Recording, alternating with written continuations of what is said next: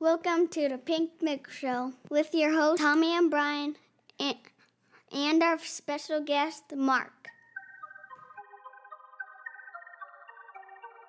Hello there, and welcome to Pink Milk, your Star Wars podcast for us superfans. And those of us who are forced to listen to them. Well, maybe not today. I wasn't forced to listen today. No, because today we were joined with our co-host, Marquis from Forever Star Wars on the Clashing Sabers Network. We discuss Pride celebrations, we discuss progress, and we even talk a little bit about Star Wars. Thomas, are you ready? I'm ready, Brian. Let's drink up! Drink up!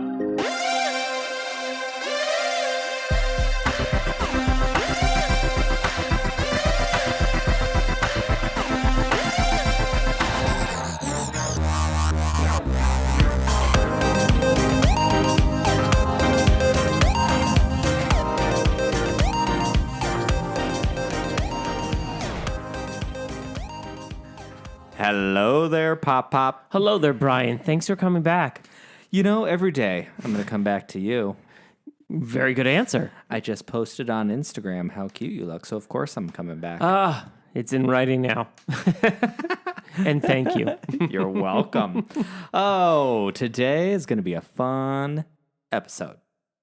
We have a special guest. Who's our guest? Marquis. Marquis? Yes, Marquis. Marquis. He was really great. He was excellent. And you're going to love him. Yes, it was a lot of fun. I am a fan of his podcast. He is a part of the Clashing Sabers Network. And he is very intelligent. Yeah, really sharp guy. He's very articulate. There's a few things he's our first guest for our Pride celebration, our Pride Month podcast here. Pride.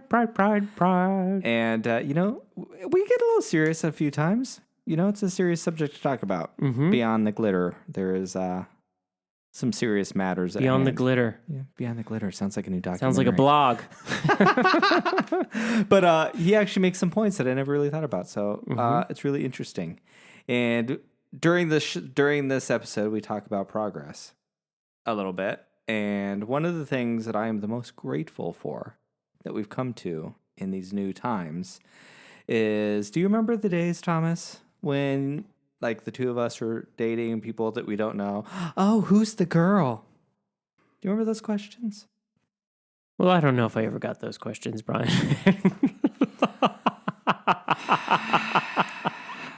Well, I certainly got them. And my response would be, we're two dudes. So neither one's the girl. And okay, whatever. I always try my best to pay attention to someone's intent and not the words. With that said, I suffered through those years of being asked that stupid question to then become a parent to three boys who all say I'm more like the mom. No, Daddy, you're more like a mom, and Tommy's more like the dad. So, which is kind of funny. But anyway, we're going to run with it. So with every step forward, there's always a step back. But right now, we're going to step forward into this. Good transition, Brian. Was it good? It was good. I'm impressed. Not as good as your transitions. Listen up, people. Our new format has started. And Tom, my gal, she's got herself a career in journalism.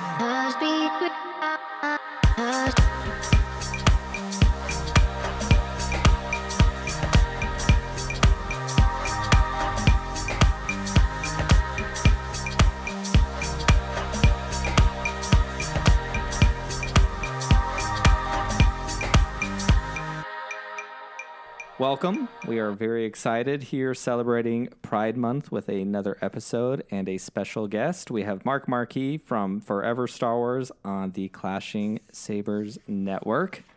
Hello, Mark. Hey, guys. How are you? Good. How are you doing, Mark? I'm doing great. Awesome. Very, very excited to talk with you guys today. Thank you for being here. Yeah, How's Alabama? It is very warm. But that's the reason why we like living down here. It's the weather is usually pretty awesome. It's just there's some challenges to living in Alabama, which I don't think I have to elaborate on. But we make the most of it down here. Well, hey, we're in Phoenix, Arizona, so it's a little warm. It's real hot right now, to be honest with you. Though. It's a dry warm. Yeah. You know, 9 months of the year are absolutely beautiful. June, July, and August are hot. Yeah. As long as we get out and walk or run before 7 a.m., we're good. Yeah, for sure. Yeah. I'm an early riser for sure. 4:30, 5 o'clock. It's the coolest time of the day. There we go. So we are super excited to have you here for our Pride Month. We've got a few things coming. We've done a few things, all celebrating Pride Month, to try to get our LGBTQ voices out here in the Star Wars podcast and YouTube worlds. I think early on in our show, I'd mentioned that part of the reason that we started this podcast was because I didn't know there was any other members of our community recording Star Wars podcasts. And so I'm really super happy to know that there are some of us. And I think the Star Wars community is already pretty tight-knit, and then to have another layer added there is a pretty exciting thing. We are not alone. It's good to know, right? Yeah. It's always nice to know that your voice is, you have others that share your outlook and your experiences. Yeah, 100%. I remember we were just chatting a little bit earlier. I just found your episode with Clashing Sabers talking about representation, and I really appreciated how honest your conversation was, and I really liked that you had mentioned that you were just one of the many voices in our experiences. I think sometimes as a minority we get pegged to speak for all. Right. Which is a responsibility that I can understand where people would ask that. And I think more often than not, it comes from a good place of trying to understand. But it's also important to know that this is just our experiences. There's always regional aspects that change perspective, age, all those kinds of things. But here we are. We're going to talk about our 3 different experiences here today. Absolutely. And how those experiences are shaped in Star Wars. And Mark, you're also going to be a bit of a guinea pig here. We talked a little bit on our last episode. Tom tends to get lost. I'm A-okay with that. All right. Well, I wouldn't say lost. Let's just say if, the name of our show is what? Pink Milk for us Star Wars super fans. And those of us who are forced to listen to them. Well, let's just say I play my role well. Yes, I always feel bad for you when you're forced to listen to not just me talking, sometimes other people talking about something too. I like it. I always learn something, so... Oh, yeah. So that said, it brings us to our first question, Mark. Yes. Are you ready? Absolutely. This is our new format. We're trying out on you. Let us know how it goes. I'm ready. So, Mark, tell us, when did you first become a Star Wars fan? Well, I'll go back a little bit, though. I'll start by saying I know exactly where I was when I first heard the word Star Wars. Cool. I was in a grocery store with my mom. We were in the checkout aisle, and it was a grocery store called Food World. And I remember seeing, it was either a magazine or a newspaper article that had like a headline that said something about biggest movie of the summer or coming soon or something, and it said Star Wars. And I remember going out, like after we checked out our groceries, her pushing the buggy out and me in the buggy, and thinking, Star Wars is a stupid name for a movie. So literally my first memory of Star Wars was, basically saying, that's a dumb title. But obviously that all changed once the movie came out. Now, I didn't become a huge Star Wars fan with the first film. I was still pretty young. I was only 7 years old. So I have vague memories of seeing it on the big screen, like certain scenes resonated with me. And I remember having impressions of scenes, but It wasn't until The Empire Strikes Back came out in 1980. Like I was 10 years old. I was at the prime age to be a kid when a Star Wars movie hit, and that was the movie that really turned me into a Star Wars fan. I just remember sitting in the audience just being completely blown away by it, like the visuals and the iconography and the music and the acting, and it felt so different from the first film. It really kind of opened up my mind as to the different kinds of movies you could make as a sequel, like extending the story into a 3-act structure. It was a lot for a 10-year-old to process, but it had a big impact. That's awesome. All of our listeners, that if you haven't listened to any of Mark's episodes, you should listen to Some Like It Hoth, because honestly, like your talking on Empire is really a pretty great episode to listen to. Thank you. It was really, really good. Yeah. It was really good. And it's a great title. I like a pun or two. So you were, how old were you again, Tom, when you saw it the first time? You know, I was in the movie theater. Gosh, I was probably 7 myself when it first came out. Yeah. Because you saw it at your friend's birthday, right? Yeah, it was a birthday party, and I remember sitting, not knowing where we were going other than the movie theater, and then being a little scared, thinking, I don't really see movies like this. Why would my parents let me come to something so scary? Yeah. Because appeared this big, giant Darth Vader, and, there was smoke at the time and a door opening, and, I just remember being scared. Yeah. It was intense for a 7-year-old. It was yeah, very intense. I was telling some friends about, like, I grew up in a very conservative family. We were very religious, so I was not allowed to watch anything that was considered even remotely adult. Had been brought up on Disney movies, basically. So Star Wars was the first film that I saw that had any kind of, like, graphic violence in it. Like, if you think about it, there's that scene on on Tatooine when Ben and Owen and Beru are, he sees their bodies. I'd never seen anything like that as a kid. Yep. Cutting off arms in the cantina, that was like, wow. So for me, it was like, wow, I'm watching an adult film. I think that had to have been so exciting because Empire Strikes Back was the first movie that I ever saw, but I was only 1. And then, so I don't remember seeing it, but I remember going to see Return of the Jedi when I was 4. And it's a similar thing. Like, I remember, like moments, but I don't remember seeing all of it. Like, I remember Jabba the Hutt's laugh before the curtain opens, and it was really scary. And then I remember getting upset when Max Rebo died. So before it came out, there was like a collector's magazine, which is sitting right over there. Actually, I still have it, that I had bought at the grocery store. And I fell in love with Max Rebo right then and there. And like when he died, I was so upset because he was a good guy. And that is the moment that I remember walking away from that movie more than anything.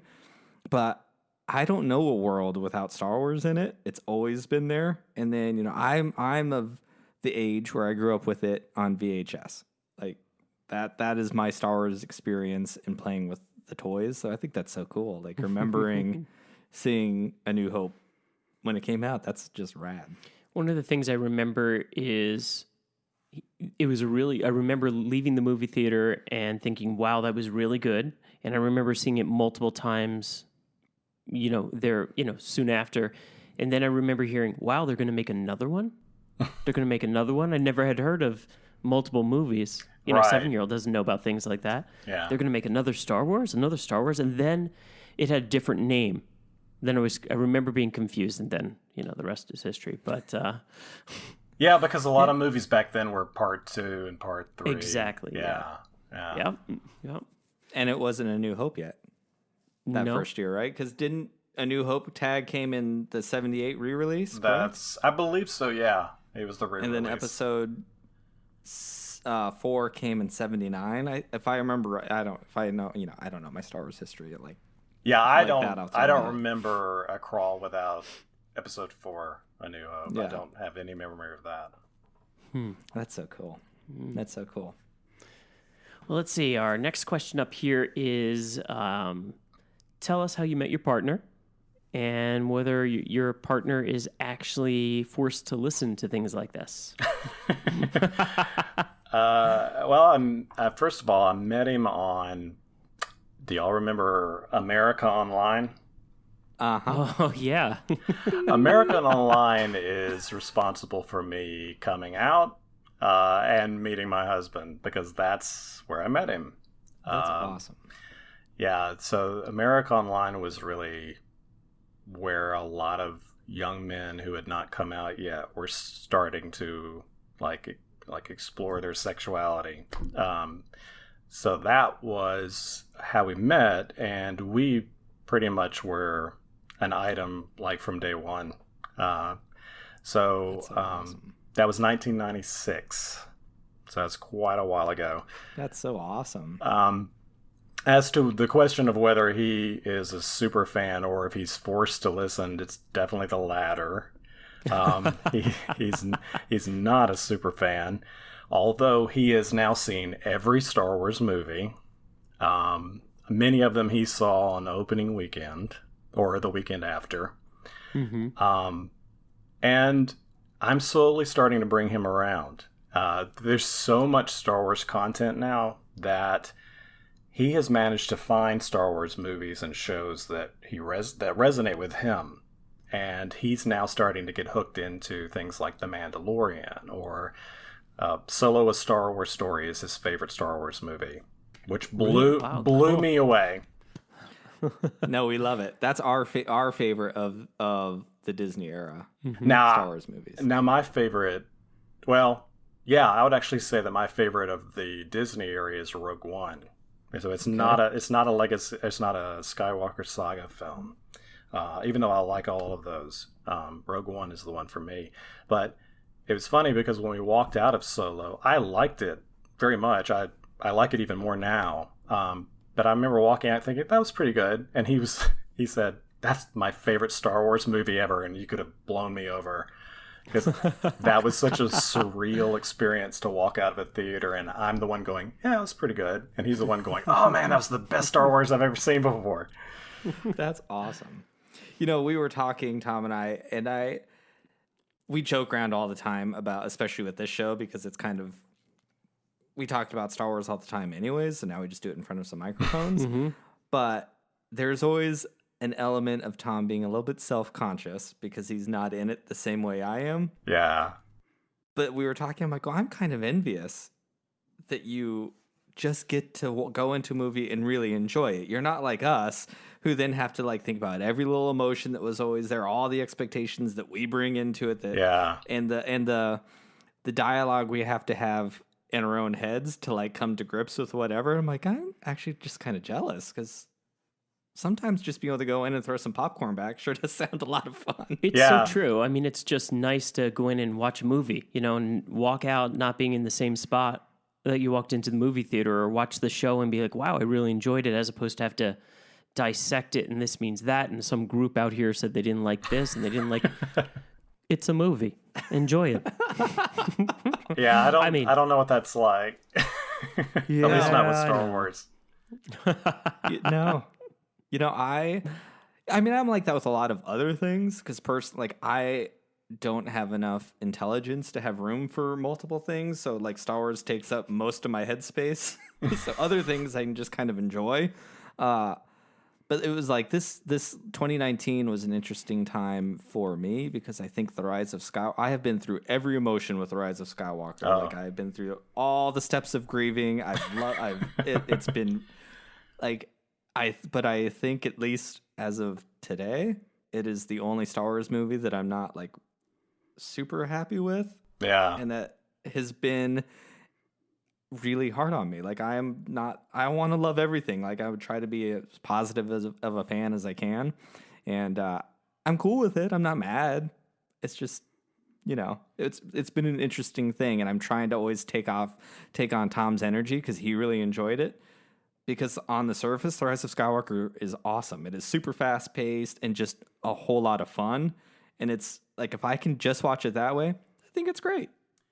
Yeah, see, Tom, I'm jealous of you, because I feel exactly the same way Brian does. I don't hate the movie, but man, seeing it in the theater was different than any other Star Wars that I'd ever seen in the theater. I was not enjoying it at all. Oh, well, there was a certain point in the film where from that point forward, my interest in the film just started to evaporate. And that had never happened in a Star Wars movie. But like Brian, I've been kind of on a journey of like acceptance, and my opinion on these movies tends to change over time anyway. So I think that I'm becoming much more okay with it.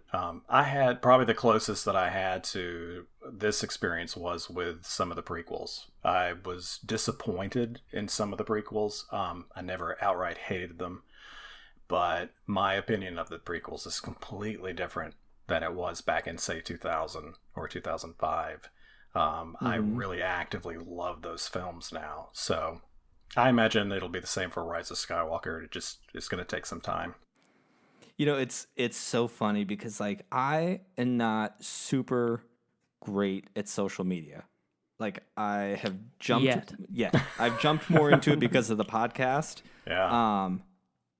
And I've been able to meet people like you. Like there is a really good side to it, and it's so like I got more involved, I guess, just before we started this podcast. Basically, well, we started talking in May, so it was like May of last year. So a little over a year have I been actively involved in Twitter. And so I've seen all the things going on with The Last Jedi and then The Rise of Skywalker. I guess I was on kind of the tail end of The Last Jedi, but I watch a lot of YouTube and listen to a lot of podcasts, so I understood the stuff going on around it.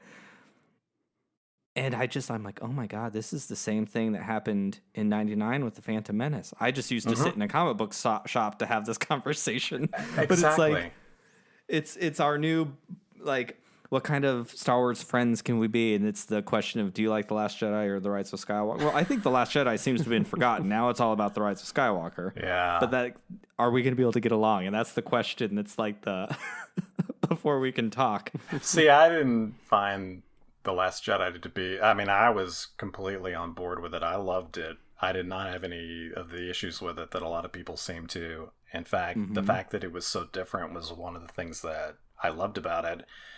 So, yeah, this time, though, was very strange because I did not expect to have that experience with the third film.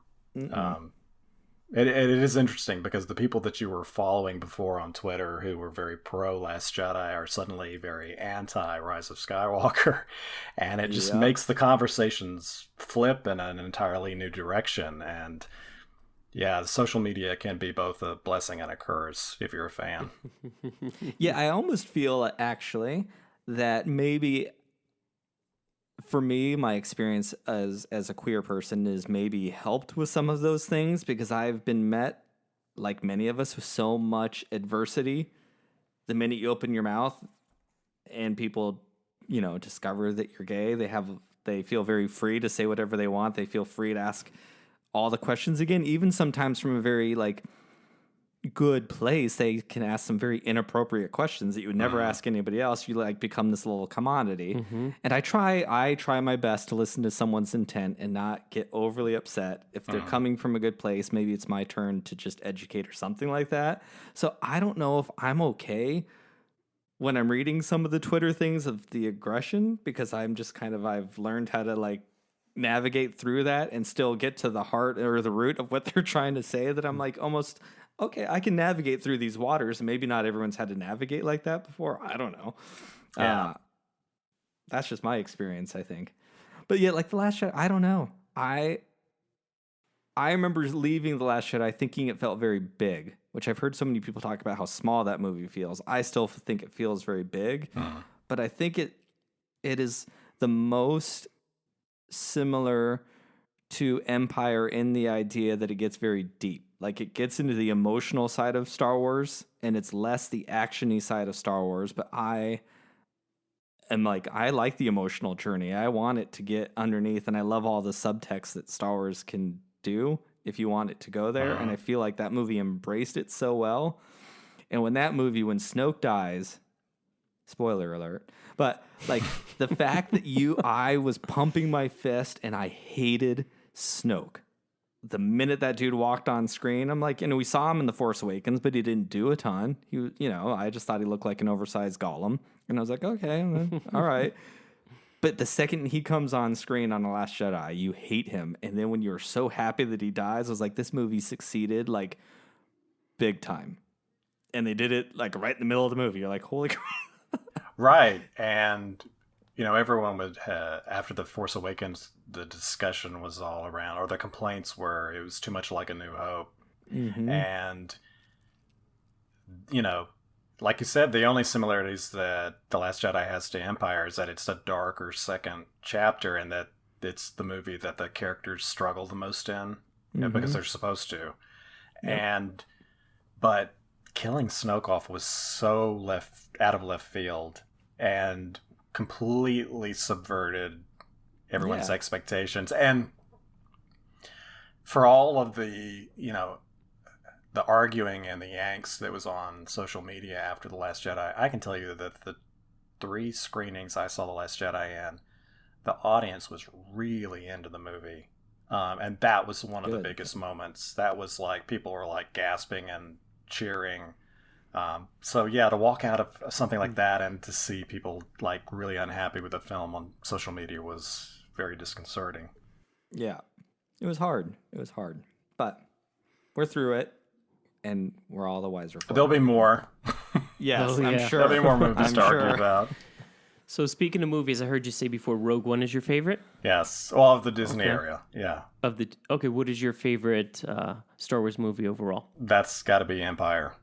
Empire Strikes Back is my favorite movie, period, of all time. So I was talking to my friend Drew, who's on Clashing Sabers, and I was telling him that it's hard for me to rank the films because my opinion of them changes over time. But Empire has been at the top for most of my life, but it's in its own category because it's my favorite film ever.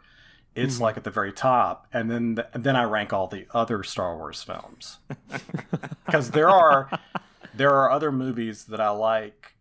So, like, if Empire is my number 1 favorite film of all time, number 2, number 3, number 4, they're not Star Wars. Like, those are other films.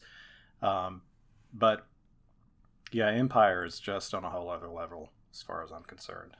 Who's your favorite character? Used to be Yoda. And used to be? Yeah, well, it's been Yoda for a very long time. And I think I've come to terms recently that Yoda is no longer number 1 in my heart. That is Ahsoka now holds that spot. Yeah. Ahsoka's, I just came to that realization the other day. I think with the Clone Wars, season 7, how much invested I was to see that part of her story concluded. I realized that, like, just hands down, she's the character that I have the most sentimental attachment to. So what do you... I'm so excited because I have my feelings about Ahsoka. She is my favorite now, probably too. I think I came to that, though, during Clone Wars, when my favorite Star Wars moment of every single moment from Star Wars is when she walks away. Yeah. Like, that is, like, I won't talk about it a lot now because I will get very emotional, but that moment is, like, so powerful. And here I was, like, a lifelong Star Wars fan, and she was a relatively new character, at that time. At least, like, as a lifelong fan. But, like, I was like, I've never been hit like that. We're talking crying. Oh, I was a mess. Full on. And that brings me to a question. I'm curious how your husband handles that. Do you go down that road to be so upset when... Until this recent era of Star Wars, no. In fact, that moment, Brian, was the first time that Star Wars ever made me cry. Okay. Oh, wow. Ever. And I'm talking original trilogy, nothing in the prequels. The end of Revenge of the Sith, where Obi-Wan is delivering Luke to the homestead, Yep. I got a little lump in my throat during Yep. that scene, but never just full on crying until that Ahsoka scene. And but it's not until this like new Disney era of films with like The Last Jedi, I've cried more in these films than any Star Wars movies before. So they're doing something right, or either I'm just 100%. becoming way more sentimental in my old age than I was in my youth. And how's the husband handle it? Well, he's, again, like I said, he's not a super fan. He knows enough about Star Wars to be able to enjoy them to various degrees, but he's not moved emotionally. I will say, though, that given how invested he is in The Mandalorian, if The Mandalorian brings on a tearjerker, he's going to get him, because he's very invested in The Mandalorian. That's awesome. Awesome. When we finished watching, so for the podcast before season 7 came out, excuse me, I've tried to put together like the episodes that I thought were going to be the most vital to the show for Tom to watch, Yeah. and for the non-super fans to be able to get on board. And so we watched a bunch of them. And then after this, like I would say probably after the Martez sisters arc, Tom was like, "Oh, I think I understand why you really liked the show now." Like, Well, what was it, Tom? What was it that clicked? It's deep. I think overall it's deep, and there's a lot of meaning behind. There's a lot of thought. There's a lot of emotion put in to a lot of these characters and a lot of the scenes. I definitely like how, just like in movies with 1, 2, 3, 4, 9, all the way up to 9. But I mean, it seems like every episode. And then, there was a good portion we had seen Darth Maul. There was a good portion that he had gone for a while, and then he came back. And it seems like Star Wars never forgets, actually. So it was definitely something that, yeah. because I really think the Clone Wars is the foundation of all Star Wars now. And I know that's probably like not a super popular thing to say, but I think Clone Wars redefined all of Star Wars, the lens in which Star Wars is now viewed, especially in this Disney era, because I think after I love the sequel, I love the characters that the sequel trilogy brought me. I love them. And there's so much about the sequel trilogy that I super love. I'm disappointed sometimes when I think about the story in which those characters have to live in. Yeah. If that makes sense. Oh, that makes perfect sense. But it is what it is. And again, I think I've had these other stories my entire life. The sequel or the prequels are 20 years old. That's half my life now. So it's not exactly a fair comparison to make all those things. And so I always carry that with me. But I think I'm so excited that you, as an original trilogy guy, also, and Ahsoka's found this massive audience, which is so awesome, because I think she's such the perfect bridge for this new era of Star Wars. And I think it comes down to that episode when she leaves, and then what they did in this last season. I think the thing that I find myself so relatable to Ahsoka, and it was in that moment, and it also speaks to my queer experience in life, of her whole life she knew the Jedi Order. That's all she knew. And then they turned her back on her. And she walked away, but she didn't walk away with any anger. She didn't walk away with any bitterness. She accepted it, and she believed in them enough to know that one day they might just turn around.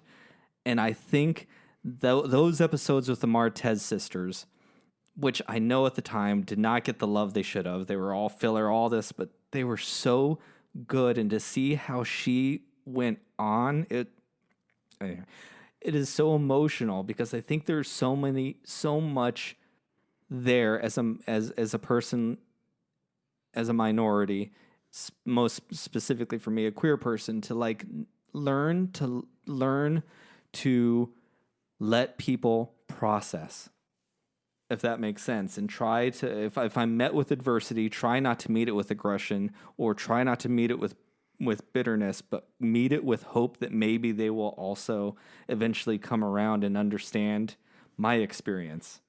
And I think she taught that, and I think there's so much lessons there of our generation of Star Wars fan with how some of them still feel about the prequels, how many of them feel with the sequel trilogy now. Like, she's this bridge and this conduit that can somehow is this perfect center of the old and the new. And all sides can understand because she has embraced all sides. She's embraced the way the Jedi were, but she's also embraced who the Jedi became. And I think a lot of the prequel problems that we had when they first came out were the Jedi were not who we thought they were going to be. Yeah. And she discovered they weren't who she thought they were either. And just the way she's handled all that, I think, is just this like super inspiring person to look up to, if that makes sense. Well, in the sequel trilogy, the way they were setting up Rey's journey, I thought they were taking her character to a point where she would evolve to the next level of Force user, and that she would be the start of this new Enlightenment period. That's not, I mean, I guess you could look at the end of The Rise of Skywalker and say that that's kind of what they were suggesting, but to me, the fact that we have not seen all of Ahsoka's story and that she is moving towards something pretty big, at least, you know, in the way that the imagery of her wearing the robes and looking very Gandalf-like, she's moving towards something big, and Filoni knows exactly where that is. And I do think that she's going to be the future of like how we think about the Force and people who use the Force and believe in the Force. And looking back over, once we finally get that final endpoint of where her story ends from the beginning to the end, it's going to be epic. Yeah, I mean, she's already come so far. And then like that episode in Rebels when she came back, you had actually, because Tom hasn't watched a lot of Rebels, but we thought she was gone. That was years later. And oh, dude, I am a mess when we found out she was Fulcrum. And like, I think those are the moments I'm like, oh my God, I am so invested in this character because I have never really felt like this. This is like so amazing. And then I had, you know, why am I so invested? But I think it's all those reasons. And I'm really excited for what she can do. Yeah. I'm always excited when I have a fellow Ahsoka Stano with me. All right, so let's see. So since it's Pride Month, you know, we want to celebrate Pride, and obviously we're all gay men here. We're just curious, you know, how do you think that Star Wars related to you and being a gay man? Well, first of all, not to piggyback too much off of what Brian said, but our experiences with that scene, Ahsoka leaving the Order, are very similar. Absolutely. Like I mentioned before, I was raised in an evangelical house, very conservative, very religious. So my discovery of that, who I am and what my values are, did not necessarily match what I'd been taught. It resonated with me very strongly. So that is the reason I was so emotional watching those scenes. But I was giving some thought to this the other day, and I can go back further even. I think that, you know, Luke Skywalker's story resonated with me because of, you know, his background is where we find him in A New Hope, where he's just feels like there's something else out there for him. And that this life of living with his aunt and uncle on the farm is not all that he's supposed to be.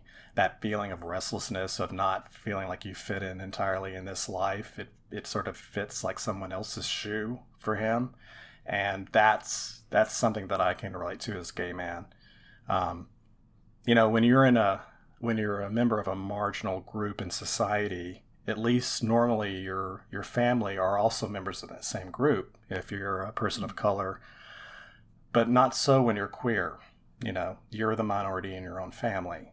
So that perspective of being the outsider, even within the confines of the family unit, is something that I think Luke was feeling. And I know that there's plenty of material and legends that suggest that he goes on to marry. Does he get married to Mara Jade? Mm-hmm. Okay, I think so. I never really followed the expanded universe, but to me, he doesn't read as heterosexual. Now Nope. That's just how I read him, but I think maybe even Mark Hamill does too. But I would say that's probably Luke's journey is the closest comparison to my experience. Yeah, that's something that I didn't think I thought about until I got older, and it was probably listening to podcasts, but it was probably like the subconscious thing of Luke not really being a sexual character at all. He wasn't really male or female in a lot of ways. He was just a being, and it made him so relatable because I didn't have to see this hero that I looked up to as a child fall in love with a girl, and then maybe as I got older and understood who I was loving, I had to like, okay, I can still look up to him. I just have to change this part and put a mask on that girl's face to be able to see who I want to see, who I'm in love. And it made him. I mean, I have a lot of other reasons that I personally relate to Luke, but like on that level, I was like, I think that really. And knowing George Lucas and knowing how he understands how to tell stories, I do not think that is a coincidence at all. Not that he was out specifically looking to help us young queer kids, but like making the hero of the story, just anyone can put that mask in. He created Spider-Man without a mask, if that makes sense, and it was really, really genius.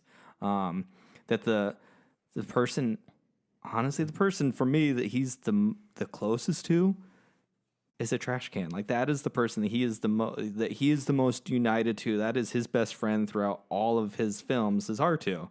And he's his little companion. And I know there's Han and Leia, but I've always just seen him and R2 as this really wonderful thing. That was one of my favorite parts in The Last Jedi too. It was like, oh, I see you, Rian Johnson. You got it. R2's the one who's going to pull you out of this. Nobody else. R2 is the family dog. That's always how he's been written. He's the family. Yep. He's Lassie or Laddie. 100%. But I'm a big stan of R2. I wish there'd been more of him in the sequel trilogy. You mentioned minority a few minutes ago. What kind of representation in mainstream films and TV do you think is brought for the minority community? That was a great segue, Tom. Bravo. Yeah. You really are a journalist. It really, I wasn't expecting. It's like, wow, he moved right into that next question.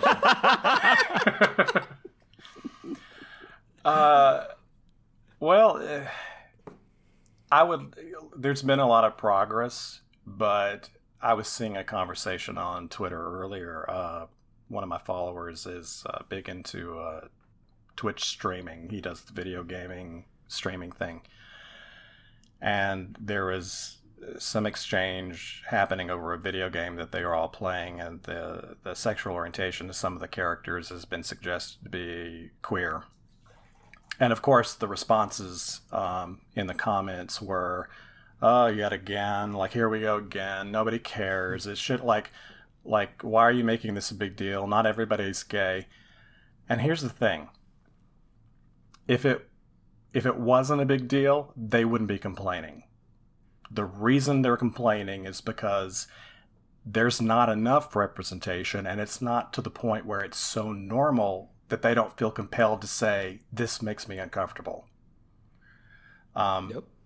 So while representation is very important for those of us who have not seen ourselves represented in entertainment frequently over the years, it's also important for people who are not queer, because they have to get to a point where they don't even think about it anymore. And we're not there yet. No. It's interesting because we've been parents now for almost 4 years. Yep. And our oldest son was a little bit older when he came, and to see his experience and Tom and I are pretty like straightforward kind of parents about everything. We're more like, hey dude, this is some of the things you may or may not hear at the playground, and we want to make sure you can come to us and talk about those kinds of things and build all that stuff up. But our youngest Michael came to us when he was 4, and it's been an interesting thing because it's just nothing to him. We're dads, and that's it. There's no anything. That's just the way it is, and it's I'm just, my heart breaks already for the time when he's at the playground. One day it is going to be like, oh, something, But when does that happen? And that's why things like Star Wars and things like when you had that podcast, like I said earlier, when y'all were talking about representation and the idea, the conversation that always comes up is it's not for kids, and it's such a difficult conversation to have. I think about LGBTQ people and children. Like, well, I don't understand why it can't be appropriate for kids. Like, why can't you just have a show where there's 2 moms or 2 dads? Like, it doesn't need to be anything other than a kid going to their home and there's 2 dads in the background. It doesn't need to have anything else, but it starts to normalize that for, like you said, and I think that was a really smart thing you said. It's also for the people who are not that. Yeah. To just make it like, okay, Well, what kind of representation would you like to see in Star Wars? Just any queer representation of any kind. Because as far as the live action goes, they are not stepping up at this point, in my opinion. Did you feel the kiss at the end of what was it? The Rise of Skywalker. The Rise of Skywalker was enough? Were you surprised by it? I don't think I was surprised because I had heard, JJ was hinting that there would be something at the end. But he already told us that it was definitely not going to be Poe and Finn kissing. And I'm not a shipper, but if there was one ship I could get behind, it was that one. And even if it wasn't a matter of shipping those 2 characters together, I read Poe as gay. I read him as a gay man.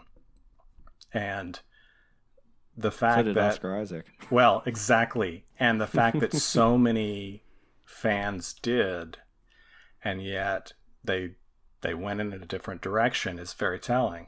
They, somebody made a decision that this character was not going to be a gay man. Now, it leaves it open to the suggestion that he's possibly bisexual or a queer in another way, and sure, that's fine. But they had an opportunity and they didn't go with it. I just, my other nerdy passion is Star Trek. And Star Trek has taken a very, very long time to get to this point, but they are finally at that point where LGBTQ characters are just part of the fabric of their storytelling. And it's, they had a little bit of pushback from their fans too, but again, that's another one of those things where if you're a Star Trek fan and you have problems with diversity, I don't understand you. Because Star Trek is all about diversity and humanitarianism. But I don't know if do you guys read the books at all? The canon books? A little, not a lot. We know I don't. I'm familiar with them just living in the Star Wars space, if that makes sense. If you want to look for representation in Star Wars, you can find it in the books. The books are very liberal in their use of queer characters of all kinds,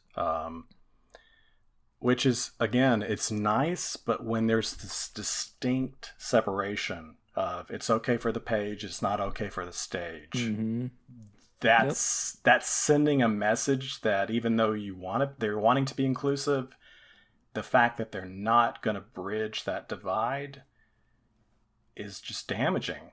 It's damaging to their, Why do you think, what's your thoughts on why they're not bringing about anybody of the queer arena? To be frank, I think it boils down to economics and money. Because unlike Star Trek can be a little bit more niche in its approach to storytelling. It's Star Trek movies are not selling out theaters across the world. They're not being released in, at least on the scale that Star Wars movies are, in other countries. And it's a product, and they know that they'll alienate a portion of the world fan base if they have a gay character, and that's the reason they're dragging their feet. And to me, that's not good enough. Yep. You know, they exist because of the legacy of Star Wars and the kinds of stories that they've been telling for the last 40 plus years. So they have a responsibility to, you know, everything that Star Wars has brought to our culture to be on the right side of history in this, you know, in representation. You know, I'm with you. I'm not a big shipper either, but I was Team Pin all the way. Like, that lip bite in The Force Awakens was not unintentional. It said everything. And what I was really looking for, like where I thought they were going to, you're going to really take it here. I wanted to see a different kind of love triangle. I wanted to see Poe after Finn, and Finn not willing to reciprocate it because he wasn't. Maybe even give him a kiss and go, whoa, that's not for me. Like, I just came out of, like, I don't know anything. I was a stormtrooper, but no, I'm really into Rey, and that's who I'm at. But you and I can still be best buds. Like, that would have been such a really awesome thing to have shared. Like, that, we don't see that ever. And Rian Johnson, he was setting that up in The Last Jedi. There was that, well, I think, is it a deleted scene where they're arguing in the hallway, and as Finn and Poe are arguing, somebody walks between them, just like Han and Leia in Empire. Yep. Yeah, 100%. That was completely intentional. 100%. And it was disappointing. And I do feel like when it's only on the page and not the stage, like you said, that's when it feels like just a token. It feels like a checkbox. Like, Tom felt very much the kiss at the end of The Rise of Skywalker was just a checkbox. I don't know how I feel. We were just on a podcast where we were asked that question, and part of me likes that it wasn't front and center, because maybe that's like it was more acceptable. Which then after I answered and I walked away for a little while, I was like, I don't know I don't know how I feel. Is it that I don't feel, there's still part of me that's worried, even at my age now, is there still part of me that feels like I'm not worthy to see myself on screen, which is not healthy, a healthy mentality. Some of my straight friends, from the questions they've asked me, you can tell that they're confused by my reaction to a lot of this, like, you know, the rather small little nods to representation. Like, they think that I should be much more excited about it because they're excited about it. They say, oh wow, isn't that great? And I'm like, you know, and so I can kind of understand a little bit, like, the confusion they must feel, because we see, like, they see it and they think it's representation, and they're like, why aren't you happy about that? But it's like you said, it's like, you know, if this were 1980 or 90, like, these little tiny nods to representation would be okay because they would be much bigger. But we live in 2020. I mean, we have fully formed, fleshed out gay, lesbian, transgender characters in TV shows. There's entire series now of transgender characters. This is, you know... That's incredibly successful. Right. So it's not like, you know, there's not some precedence for being more inclusive in your storytelling. I feel like they don't trust their audience enough. Because, and again, this is where, like, we had mentioned at the beginning and you had mentioned before, like, this is just my experience, our experience. Sure, I've had things, but I've been met every time with the person that I thought would not be okay with it. And then find out that I am, or however that comes up, and all of a sudden maybe they took a minute to, like, oh, but I haven't met with someone yet in my personal life that has been like, that is the most horrible thing. Sure, a stranger across the street, okay.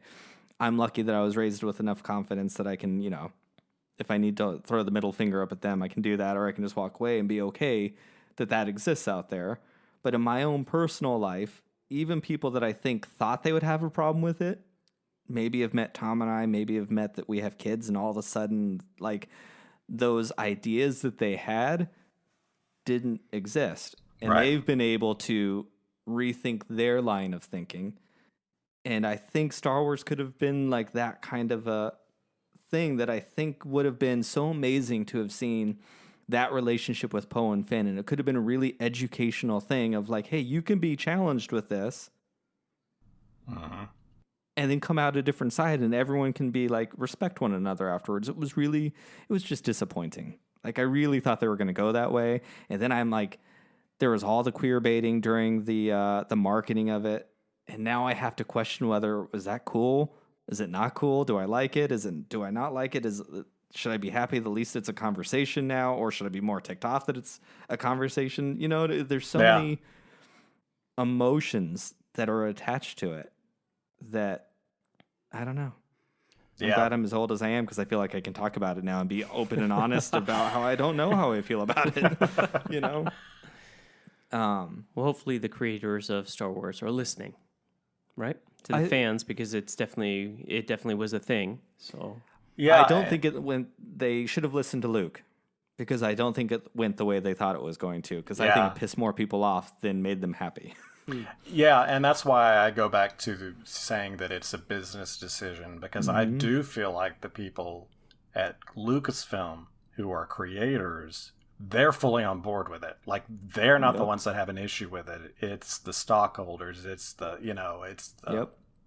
The fact, I'm not... Well, yeah, you could say... Yeah, I guess you could really say that the blame ultimately falls on Disney. Sorry.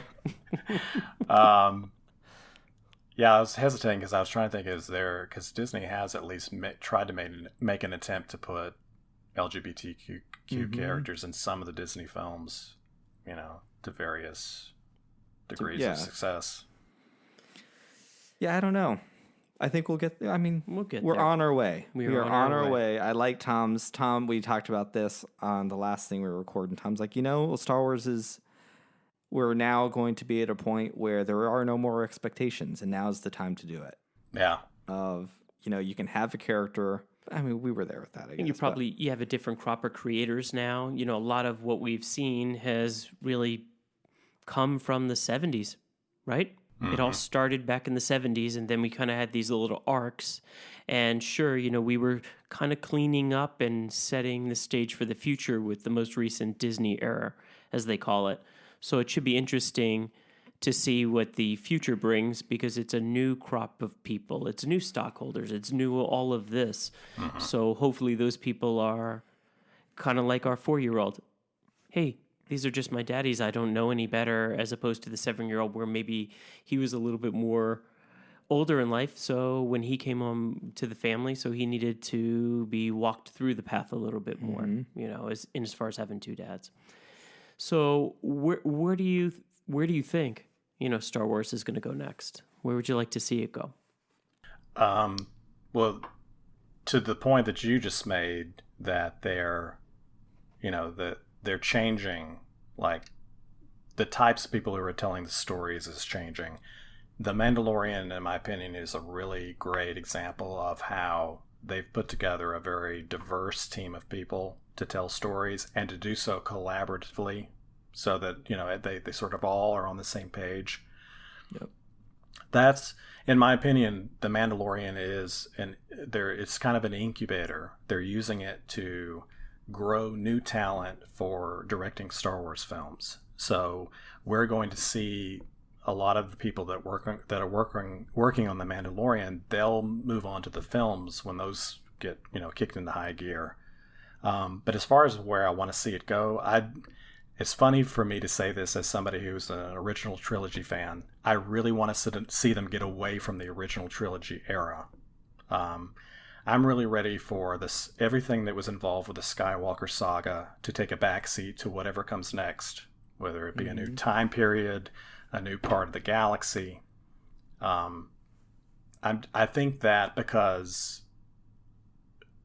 so much of Star Wars has relied on people bringing their expectations in and their history with it, that it would benefit from telling entirely original stories that don't depend on knowing who was where and how does this connect and who is whose parent and who's whose grandfather. And I really want to see them get away from that.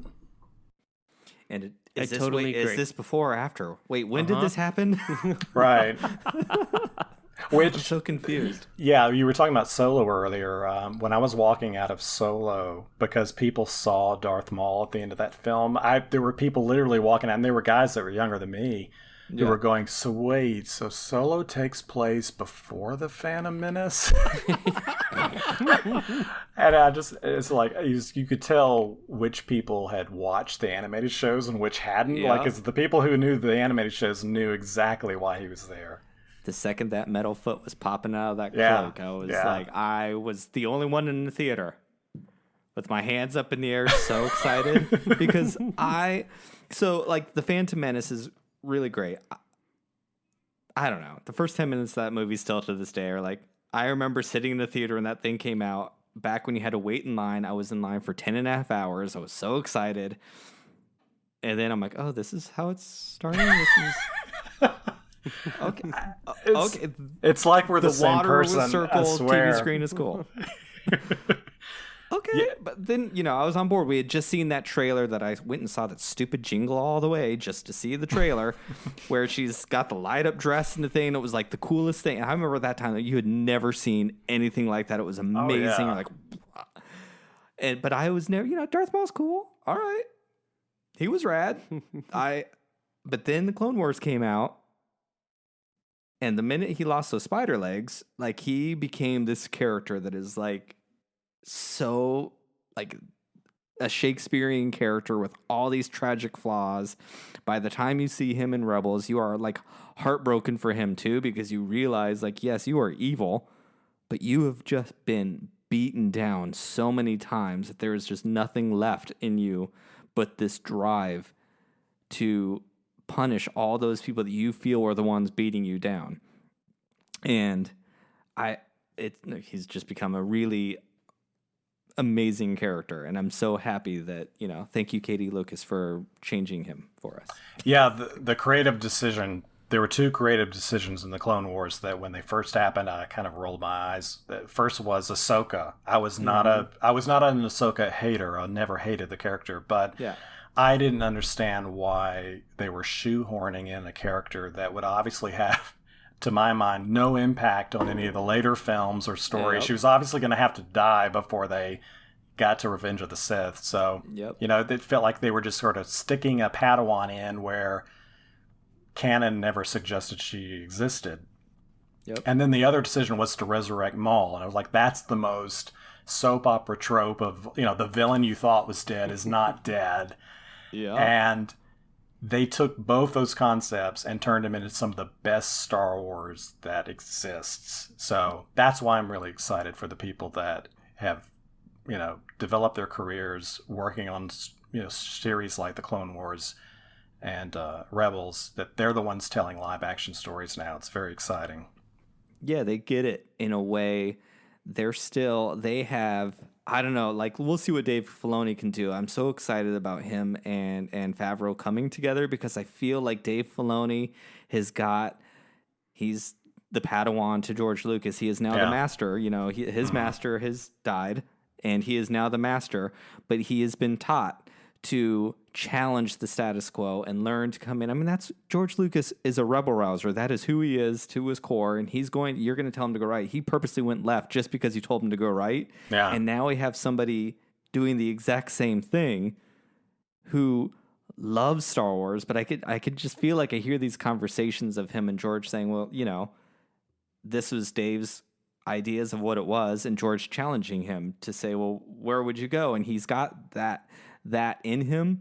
And then you have Jon Favreau, who can, in my mind, and of course I don't know these people, but like, he can navigate the business side of it to figure out how to put the Band-Aids on where they need to go to get through the ropes of whatever. Because, I think if I just had 7, 8, and 9 to look at, I might be a little scared where I think Star Wars is going to go. But after The Mandalorian and Clone Wars, I'm like, no, they got it. They got, Rogue One and Solo were great too. Like Solo, at the beginning when all this happened and people were upset with Disney saying they didn't take enough risks, I'm like, well, you didn't put Luke Skywalker in that movie. That was a huge risk. You may not have liked it, but that was a major risk. they've taken nothing but risks with Clone Wars and The Mandalorian. Solo was a huge risk to bring back Darth Maul to people who don't know. That was a huge risk. It was awesome. It's unfortunate Solo didn't perform as well as it needed to, because I don't know. I think it is the most Star Wars of the new ones. I may not have walked out loving it, but you can't discount how popular it is. It is, in fact, it's only grown in popularity with the whole hashtag that brings, make Solo 2 happen. Yep. There will be in some form some follow up. Maybe it'll be a limited series, but I hope so.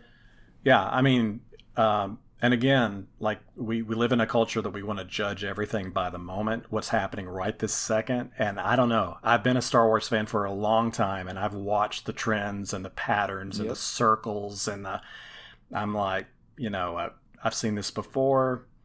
Yeah, it wasn't it didn't make a lot of money at the box office, or it was disappointing, but I promise you in 10, 15, 20 years, people are still going to be talking about this movie. 100%. I like it. We're glass half full people over here with the future of Star Wars. Absolutely. That's awesome.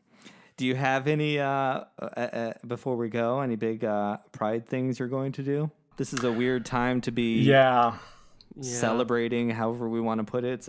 But back in my younger days, I spent a lot of Prides over in Atlanta, because Atlanta is a big gay city. I have not been to a Pride in years, but Birmingham does have a Pride parade and a festival, which has actually grown in size over the years. Oh, awesome. I do not know what the plans are this year. I imagine, like everybody else, we're having to sort of figure it out as we go along, and maybe just postpone it until next year. That's what Phoenix did, right?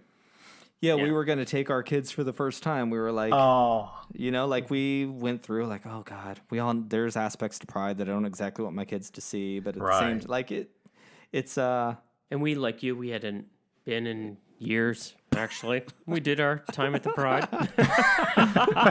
Kind of letting somebody else have that chance now. But honestly, it's also, that was part of the reason we did the podcast. Not only at the time, I'm so happy that I was wrong, that I didn't think there was LGBT voices in the Star Wars podcast world, but we also were like, I feel like there's maybe a sense of a responsibility of showing gay people can also have a family, and I'm so excited that our kids have like kind of come on the show from time to time, and like, it's just great. another layer of like, this is also who we are, and it's been a real privilege to have been able to share that, and on the Twitters and the Instagrams, and having people reach out and like kind of take note has been it's been a positive thing. That's really beautiful, guys, because my partner and I, we decided that we were not going to have children. But the one thing that I regret about that decision is the fact that, being a Star Wars fan, how important it is to pass Star Wars on to your kids and watch, sort of see it through their eyes. So that's really, really beautiful. I have two that are forced to listen. But there is one. There's always one. Yeah, there is one who is a Star Wars super fan in the making. He will watch him on his own. He likes him that much. Yeah, that's the benefit. There is The Rise of Skywalker. I always have a moment there where I'm sitting there. Eli had just come to live with us. We knew his adoption was coming. And here I am. I knew my family was complete. I mean, you've been with your husband now for a long time. Like when Tom and I got together, I have a life that I didn't even dream was possible for me. And there's not a moment that I am not grateful for it. I'm grateful for my husband, because I didn't think that was going to exist. I didn't think I could meet a person that I love as much as him. I certainly didn't think I was going to have a family that I do. Good like answer. There's not a moment. He's saying all the right things. Yeah. I'm going to have some brownies later. I love being forced to listen to that. That's great. There you go. But here I am watching the thing that I never thought was coming back. We didn't think Star Wars was coming back.